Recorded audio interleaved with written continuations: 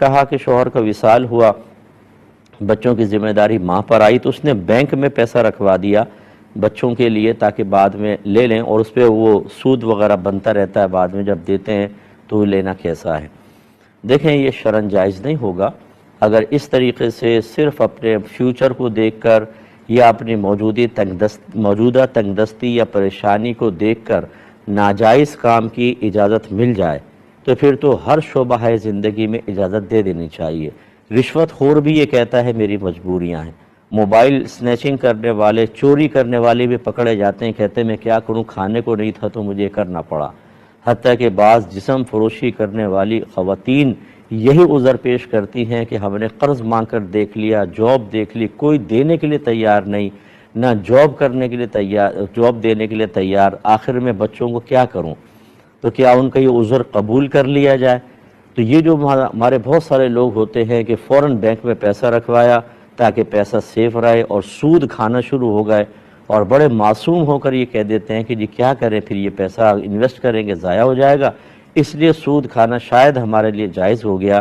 تو آج کی تکلیف پر آپ صبر نہیں کر پا رہے، سوچئے جب اللہ کا ناراض ہوا اسی سود کی بنا پر جو عذابات قبر ہوں گے۔ ہمارے نبی کریم نے سفر معراج میں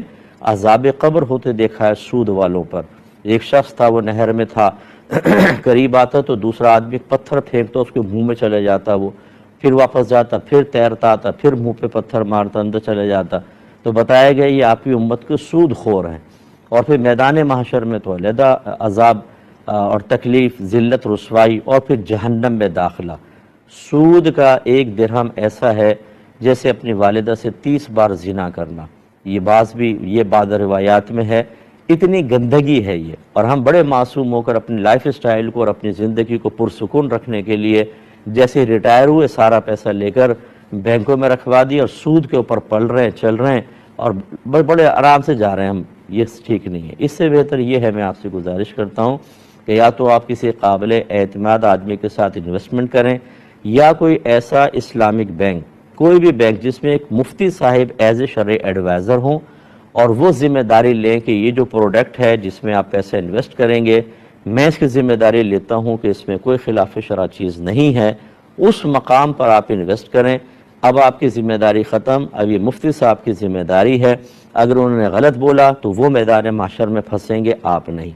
کیونکہ اللہ تعالیٰ نے واضح قرآن میں فرمایا فَاسْأَلُوا أَهْلَ الذِّكْرِ إِن كُنتُمْ لَا تَعْلَمُونَ، اگر تم نہیں جانتے تو اہل علم سے سوال کرو۔ آپ نے اہل علم سے سوال کیا، ان کی ہدایت کے مطابق پیسہ رکھوایا، اب جو پیسہ ملے گا وہ جائز ہوگا۔ وجہ یہ ہے کہ اس قسم کے جب کوئی بینک ہوتا ہے جس میں شرعی ایڈوائزر ہوتے ہیں، وہ آپ کے پیسے کو کہیں نہ کہیں جائز طریقے سے انویسٹ کریں گے، اور اس کو مضاربہ اکاؤنٹ کہا جاتا ہے۔ مضاربت میں یہ ہوتا ہے کہ ایک طرف سے پیسہ ہوتا ہے، دوسری طرف سے محنت ہوتی ہے، اور پروفٹ میں دونوں شریک ہوتے ہیں۔ تو اس کے یہ مضاربہ اکاؤنٹ کے اندر آپ ڈلوائیں گے، اس سے جو پیسہ آئے گا شاید یہ تھوڑا سا کم آپ کو نفع ملے گا، لیکن بہرحال طیب کہلا سکتا ہے، اس وجہ سے کہ شرعی ایڈوائزر موجود ہیں۔